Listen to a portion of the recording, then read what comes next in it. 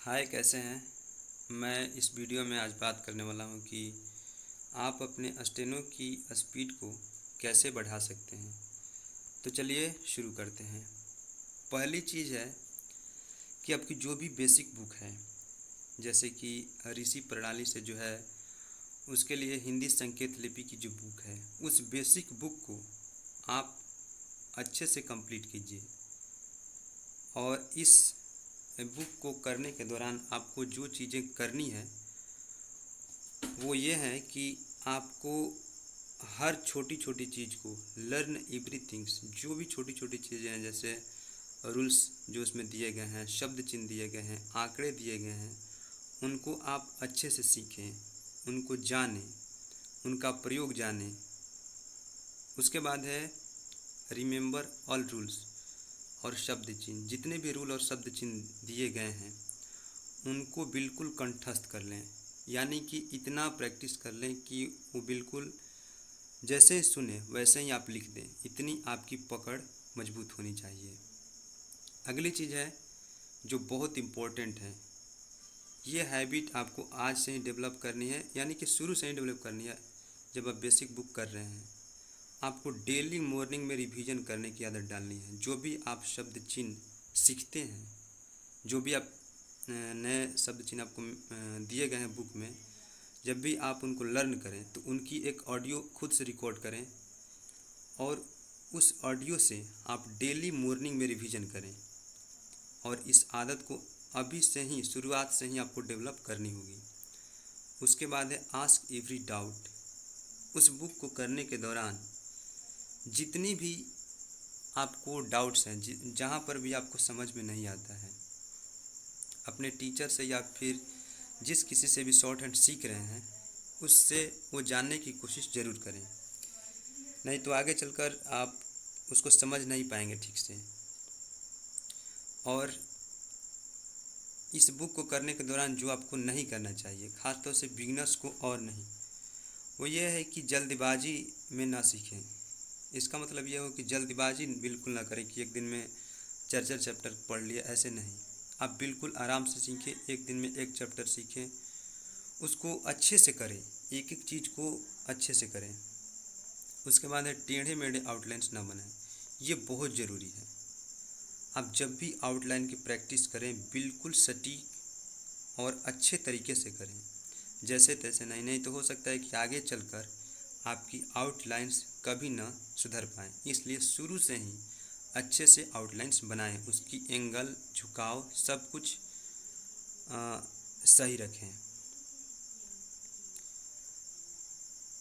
अब आपका first book जब कंप्लीट हो जाए तब आपको आपका जो नेक्स्ट टारगेट है वो है उच्च गति अभ्यास 1 और 2। रमधारी गुप्ता की लिखी हुई ये दोनों बुक है। इन दोनों बुक को आपको टारगेट करना है। तो हो सकता है कि फर्स्ट बुक को करने के बाद आपकी स्पीड किसी किसी की 40, किसी की 60 या फिर इससे कम या ऊपर हो सकती है। तो इससे आपको नहीं डरना है। आपको फर्स्ट अभ्यास वाली बुक से आपको शुरू करना है, चैप्टर 1 से। आपकी स्पीड कुछ भी हो, आप उस जो बेसिक स्पीड है उसी से आपको शुरू करनी है। अब आते हैं कि प्रैक्टिस कैसे करनी है। बुक तो ले लिए, अब प्रैक्टिस कैसे करनी है। तो आपको कम से कम एक डिक्टेशन डेली लिखना है। अगर एग्ज़ाम नहीं है तो डेली एक डिक्टेशन आप ज़रूर कीजिए, और अगर एग्ज़ाम है तो आप अधिक से अधिक कम से कम 3 डिक्टेशन तो ज़रूर कीजिए, 800 और 1000 वर्ड का, यानी कि इस तरह से 6 डिक्टेशन हो जाएंगे टोटल। अगर एग्ज़ाम नज़दीक है तब, अगर नहीं है तो इतना टेंशन लेने की ज़रूरत नहीं है। आप डेली एक डिक्टेशन कीजिए, इतना काफ़ी है। उसको अच्छे से कीजिए, कम से कम 3 बार। अब आते हैं कि डिक्टेशन को करें कैसे। तो पहली चीज़ है कि उसको आप अनसीन लिखिए। अनसीन आप खुद से रिकॉर्ड करके लिख सकते हैं, या फिर यूट्यूब से, या फिर कहीं से भी आपको जो मिले उसको आप अनसीन लिखिए। लिखने के तुरंत बाद उसको पढ़ना शुरू कर दीजिए, और जैसे ही आप पढ़े उसके बाद आपको ट्रांसक्रिप्ट करना है तो ट्रांसक्रिप्ट कीजिए, टाइप करना है तो टाइप कीजिए, और टाइप करने के बाद अपनी एरर्स मिलाइए। एरर्स मिलाने के बाद जितने भी हार्ड शब्द हैं उसमें आपको मिलते हैं, जो भी कठिन एक से अधिक शब्द मिलते हैं एक साथ, उनको आप सीखिए, उनकी आउटलाइन ड्रॉ कीजिए, और उस डिक्टेशन को फिर 10 प्लस स्पीड, यानी कि जितने शब्द प्रति मिनट की गति से आप पिछली बार लिखे हैं फर्स्ट टाइम, उससे 10 शब्द बढ़ाकर आपको फिर लिखनी है। और ऐसा आपको 2 बार करना है। अगर आप बिगनर हैं तो ऐसा आपको 2 बार करना है, 10 और फिर प्लस 10। इस तरह से आपकी स्पीड ज़रूर इंक्रीज होगी। और इस बुक को करने के दौरान और जो चीज़ें इम्पोर्टेंट हैं वो ये है कि खुद से जितने भी हार्ड आउटलाइन आपको मिलती हैं उनको आप खुद से ड्रॉ कीजिए। उसके बाद है जॉइंट आउटलाइंस और रूल्स। जितने भी आपको वर्ड्स मिलते हैं जो आपको लगे कि वो जुड़ सकते हैं एक दूसरे से, उनको आप जोड़ें। और कुछ वर्ड्स आपको ऐसे भी मिलेंगे जो कॉमन होते हैं, जिनका बार बार यूज होता है, तो उनके लिए आप एक खुद से रूल भी डेवलप कर सकते हैं। उदाहरण के लिए जैसे मैंने यहाँ पर लिखा हुआ है भारत सरकार, तो आप यहाँ पर देखेंगे कि भ में र का आंकड़ा लगाकर सरकार को मैंने जोड़ दिया है। तो इस तरह से 2 वर्ड को आप जोड़ सकते हैं। और यहाँ पर मानव के रूप में, तो यहाँ पर के रूप में जो है इसका मैंने रूल बनाया है इस तरह से। तो मानव और व का आंकड़ा, और उसमें इस रूल से के रूप में का जो है उससे मैंने काट दिया। तो इस तरह से आप रूल भी डेवलप कर सकते हैं। उसके बाद है कि आप अपनी आउटलाइंस को छोटा रखें। अपनी आउटलाइंस बड़ी बड़ी ना बनाएं, छोटी बनाएं। इससे आपके समय भी बचेगा और आपकी स्पीड बढ़ेगी भी। उसके बाद है कि आप डेली मॉर्निंग में रिवाइज कीजिए ऑडियो के साथ। जो भी आप एक दिन में जितने भी आपको वर्ड मिलते हैं उनकी आप एक कंबाइन ऑडियो रिकॉर्ड करें, और उस ऑडियो से डेली मॉर्निंग रिवीजन करें। उससे आपको बहुत मदद मिलेगा। अब जो चीज़ें आपको नहीं करनी है वो ये है कि आउटलाइन पहले ना लिखें। इसका मतलब ये हुआ कि जब भी कोई पैसेज लिखें उसको आप पहले ऑन सीन लिखिए, विदाउट प्रोवाइडेड एनी आउटलाइन। यानी कि आप उसकी आउटलाइन तलाशने के चक्कर में न रहें, पहले उसको लिखें, उसके बाद आउटलाइन आप सीखें। ऐसा इसलिए क्योंकि एग्ज़ाम में जो भी डिक्टेशन बोला जाएगा वो बिल्कुल अनसीन रहेगा, आपको पहले कोई आउटलाइन नहीं बताई जाएगी। तो इस तरह से आपकी जो आदत है अभी से ही डेवलप होगी अनसीन लिखने की। उसके बाद है कि आउटलाइन के मामले में दूसरों से ज़्यादा हेल्प न लें। अधिकांश लड़के लोग करते हैं कि खुद से एक भी आउटलाइन नहीं ड्रॉ करते हैं, दूसरों से सब भी आउटलाइन बनवा लेते हैं। तो ऐसा ना करें। आप सभी बेसिक चीज़ें पढ़े हुए हैं, आप रूल्स पढ़े हैं, आंकड़े पढ़े हैं, उनको प्रयोग करने के नियम आप जानते हैं। तो दूसरों से ज़्यादा हेल्प न लें।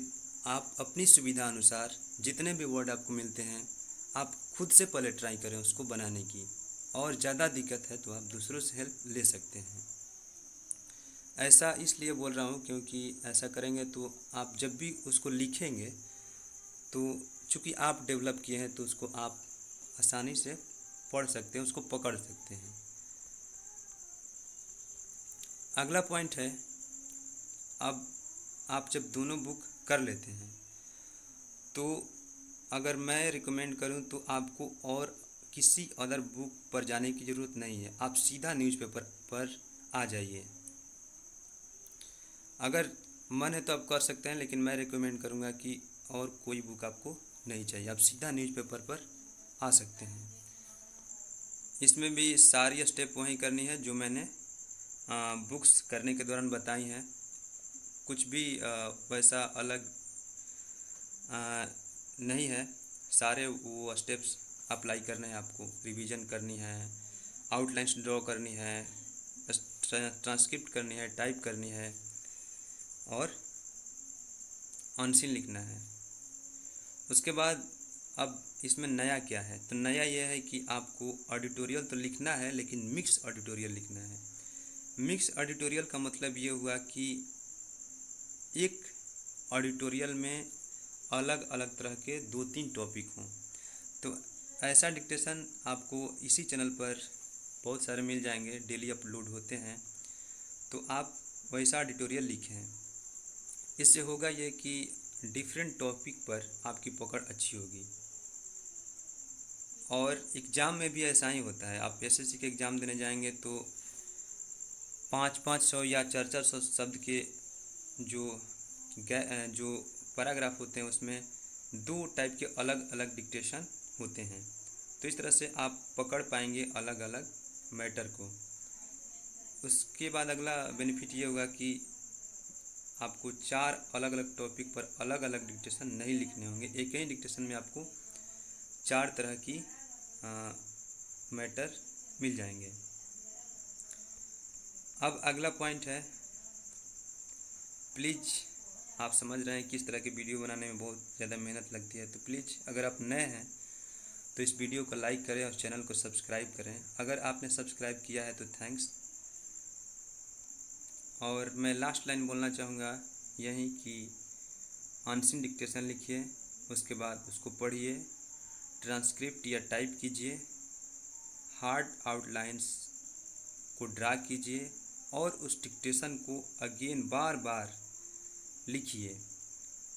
निश्चित तौर पर आपका स्पीड बढ़ेगा और आपकी तैयारी बहुत अच्छी हो पाएगी। वीडियो देखने के लिए बहुत बहुत धन्यवाद।